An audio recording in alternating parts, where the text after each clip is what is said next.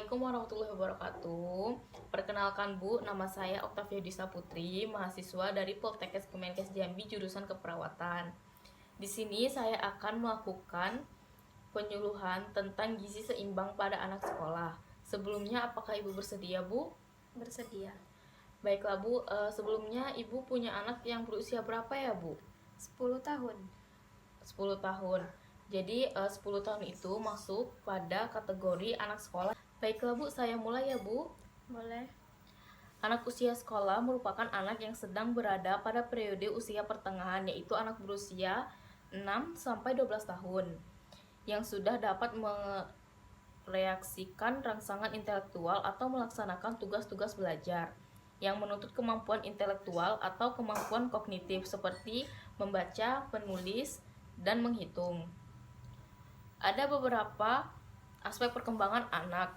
Aspek perkembangan pertama yakni aspek fisik dan motorik, berkaitan dengan perkembangan fisik dan motorik. Ada 4 aspek perkembangan fisik, Bu, yaitu yang pertama struktur fisik yang meliputi tinggi badan, berat badan, dan proporsi tubuh.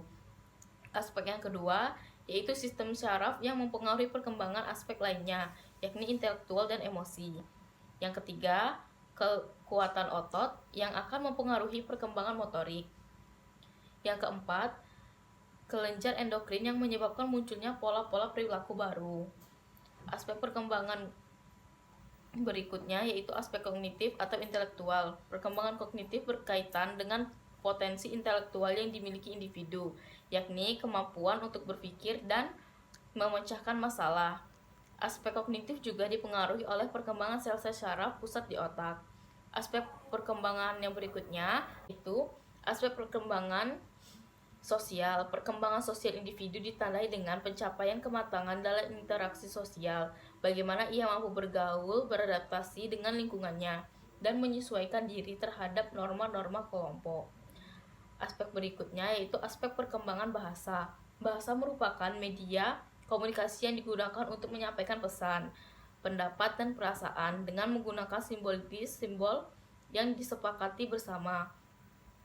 Perkembangan bahasa tergantung pada pematangan otak secara biologis. Perkembangan bahasa ada beberapa tahap, yaitu tahap meraban atau pralinguistik pertama dan tahap meraban pralinguistik kedua. Pada tahap meraban pertama, selama berbulan-bulan awal kehidupan, bayi menangis, mendekur, mendengu, menjerit, dan tertawa. Maka seolah-olah menghasilkan tiap-tiap jenis bunyi yang mungkin dibuat. Pada tahap meraban kedua, tahap ini disebut juga tahap omong kosong atau tahap kata tanpa makna. Awal tahap meraban kedua ini biasanya dimulai pada permulaan kedua tahun pertama kehidupan. Anak-anak menghasilkan suatu kata yang dapat dikenal, tetapi mereka berbuat seolah-olah mengatur ucapan mereka sesuai dengan pola suku kata. Aspek perkembangan kelima yakni aspek perkembangan emosi. Emosi adalah perasaan intens yang ditunjukkan kepada seseorang. Kebanyakan ahli yakni bahwa emosi lebih cepat berlalu daripada suasana hati. Sebagai contoh, bila seseorang bersikap kasar, manusia dan merasa marah. Aspek perkembangan keenam yakni aspek kepribadian dan seni. Perkembangan kepribadian adalah ketetapan dalam pola kepribadian atau persistensi. Artinya, terhadap kecenderungan ciri sifat kepribadian yang timbul perilaku khusus terhadap seseorang. Aspek perkembangan berikutnya yaitu aspek perkembangan moral dan penghayatan agama. Gizi adalah makanan pokok yang diperlukan bagi pertumbuhan dan kesehatan tubuh. Gizi seimbang adalah susunan makanan sehari-hari yang mengandung zat gizi dalam jenis dan jumlah yang sesuai dengan kebutuhan tubuh, yaitu jenis kelamin, umur, dan status kesehatan. Kebutuhan zat gizi yang diperlukan anak sekolah selain untuk proses kehidupan juga diperlukan untuk proses pertumbuhan dan perkembangan kognitif anak. Oleh sebab itu, anak memerlukan zat gizi makro meliputi karbohidrat, protein, lemak, dan zat gizi mikro meliputi vitamin dan mineral. Umumnya pada anak usia sekolah, gizi susu tanggal secara berangsur dan diganti dengan gizi permanen. Anak juga sudah lebih aktif memilih makanan yang disukai. Kebutuhan energi lebih besar karena mereka lebih banyak melakukan aktivitas fisik. Kebutuhan energi anak usia 10-12 tahun relatif lebih besar daripada anak usia 7-9 tahun. Karena pada anak usia 10-12 tahun pertumbuhannya lebih cepat, terutama penambahan tinggi badan. Kebutuhan energi anak 10-12 tahun mulai berada antara kebutuhan energi anak laki-laki dengan perempuan.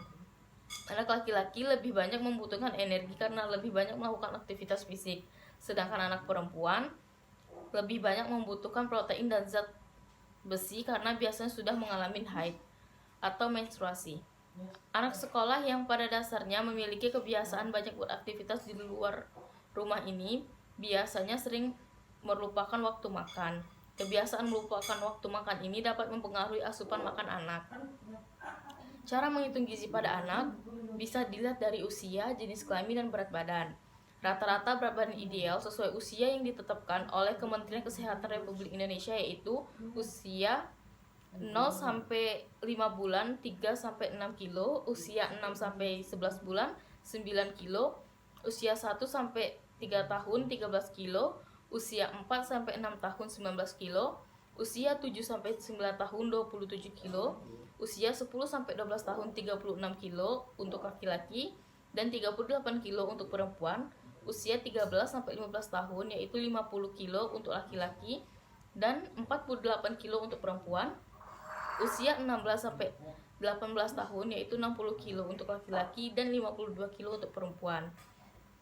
Untuk tinggi badan, ukuran tinggi badan ideal menurut Kementerian Kesehatan yaitu pada usia 10-12 tahun 145 cm untuk laki-laki dan 147 cm untuk perempuan.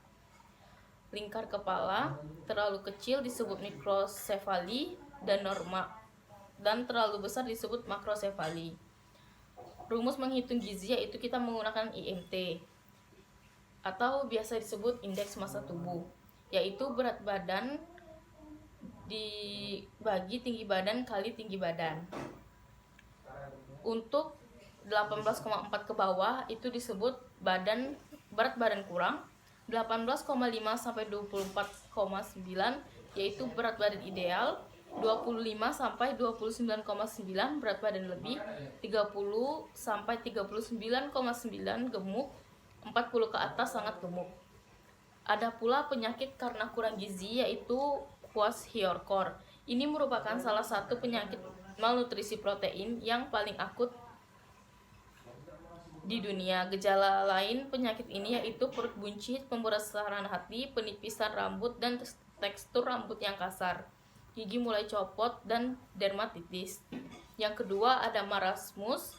Marasmus adalah penyakit akibat kekurangan protein dan kalori yang sangat parah. Umum terjadi pada anak laki-laki. Pada kondisi marasmus, berat badan tubuh lebih rendah 80% dari berat badan normal yang seharusnya tubuh seseorang tampak kurus. Pengecilan otot, kulit kering dan bersisi, dan kulit longgar merupakan gejala lain dari marasmus. Yang ketiga ada anemia.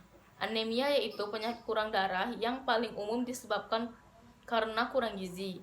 Meski dapat dipicu oleh banyak faktor, tapi salah satu alasan utama terjadinya anemia adalah defisiensi zat besi dan vitamin B12. Yang keempat ada gondok. Gondok disebabkan oleh kekurangan yodium dalam makanan. Gejala khasnya adalah pembengkakan kelenjar tiroid. Yang kelima ada defisiensi vitamin.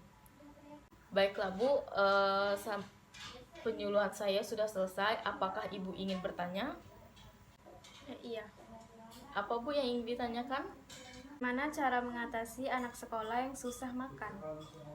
Untuk mengatasi anak sekolah yang susah makan, Ibu bisa memberikan makanan yang mereka sukai, membuat waktu makan yang teratur bila anak susah makan, sajikan makanan dan dengan tampilan yang menarik, variasi makanan dan beragam agar anak-anak dapat tertarik untuk makan.